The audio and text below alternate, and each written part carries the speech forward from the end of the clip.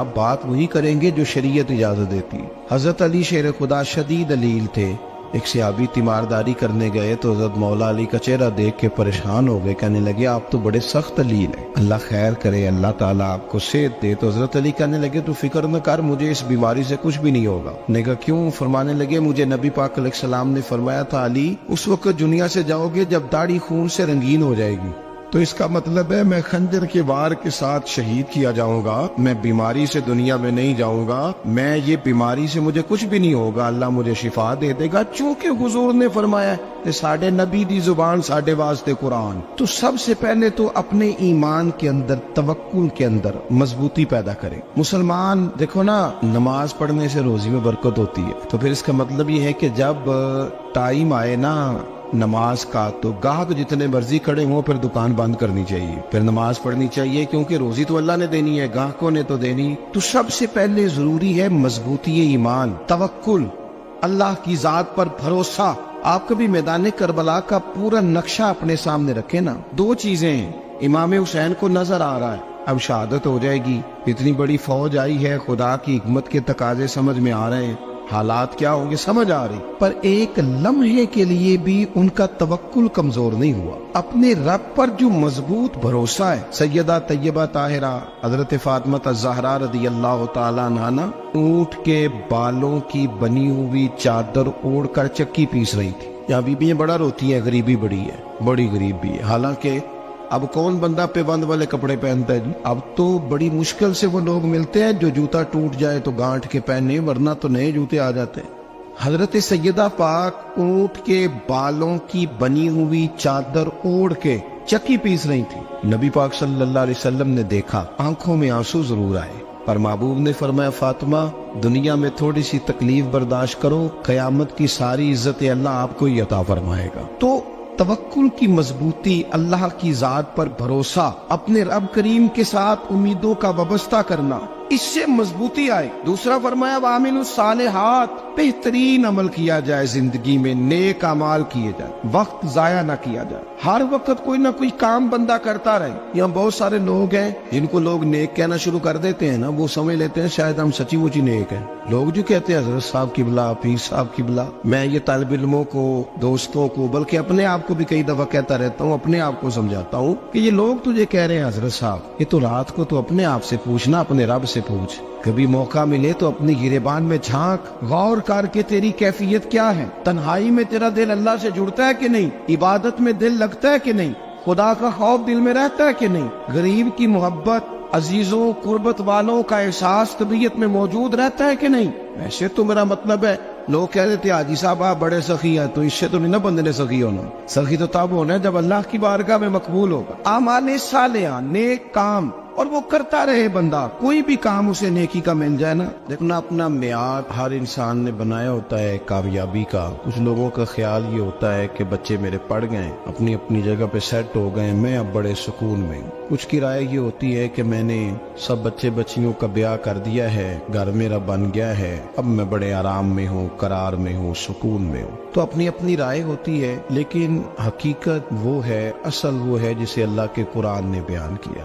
اللہ کریم نے فرمایا والعصر، اے محبوب علیہ السلام ہمیں آپ کے زمانہ مبارکہ کی قسم ہو، ان الانسان لفی خسر، فرمایا بے شک انسان خسارے میں، نقصان میں۔ اپنے تئیں کوئی دعویٰ کر لیتا ہے، آپ دیکھتے ہیں کہ بہت سارے لوگوں کے دعوے اپنے اپنے ہوتے ہیں نا۔ کسی بھی طالب علم سے آپ پوچھیں پیپر دے کے آئے تو پیپر کیسا ہوا ہے، تو کیا کہتا ہے؟ جب کینڈیڈیٹ الیکشن لڑتے ہیں تو رات کو جب وہ سوتے ہیں تو سارے جیت کے ہی سوتے ہیں، ان کو سب یہی کہتے ہیں کہ لوگ سارے تیرے ساتھ ہی ہیں۔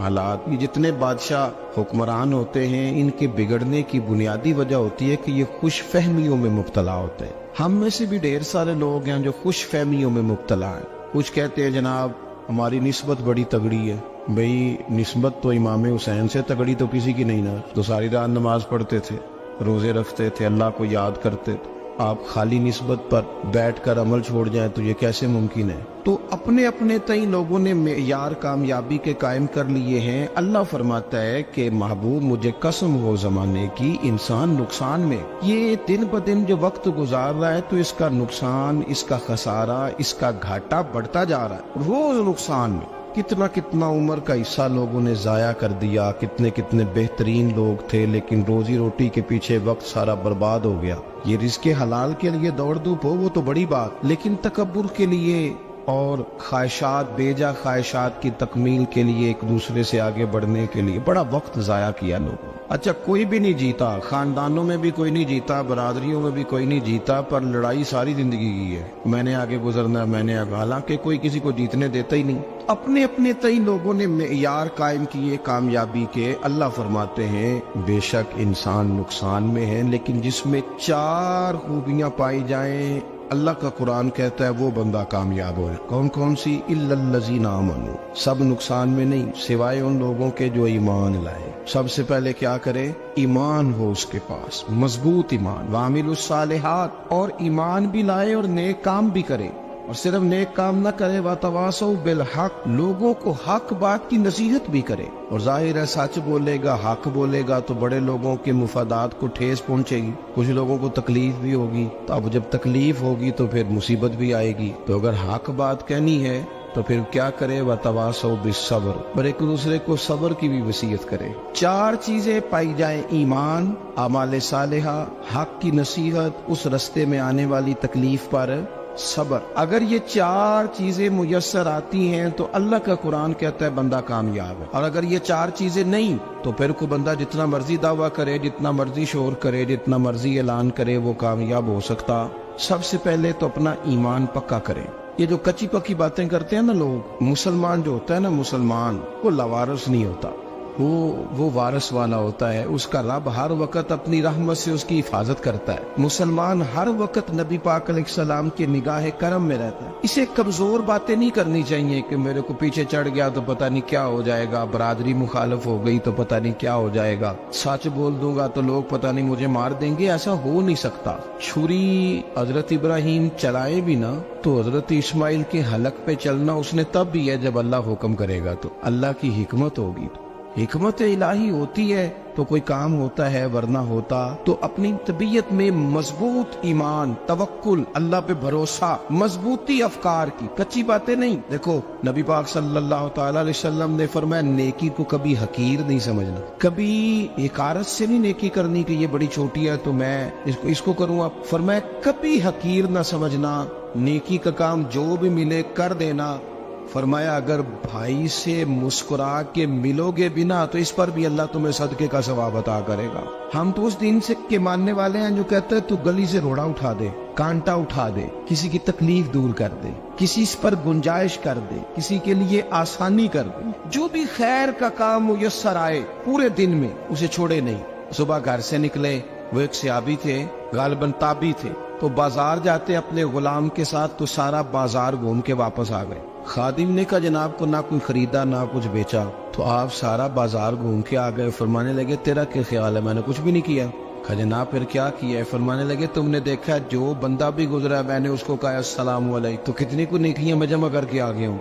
कोई खैर जो मुयस्सर आए। हम समझते हैं कि शायद को करोड़ को रुपया होगा तो पूरी मस्जिद बनाऊंगा तो फिर मैंने नेकी कर दी है। शायद जनाब मैं, हालांकि ये छोटे छोटे काम है ना, छोटे छोटे काम, इनसे तो इनकी तो ज्यादा जरूरत होती है, इनकी तो ज्यादा हाजत होती है। कोई आप रास्ते में गुजर रहे हैं तो नीचे कोई खड्डा बना हुआ है तो उस पर हम क्या करते हैं, गाड़ी में बैठ के तबसरा करते हैं, ए रोड खोरे कदों बनना है भाई, ये खड्डा है ना, तो आप नीचे उतरे ना, तो आप दावड़ा ले ना, कई पकड़े ना, ये तो 5 मिनट का काम है, यहाँ आसानी कर दे ना, आप इसमें गुंजाइश कर दे। हुजूर से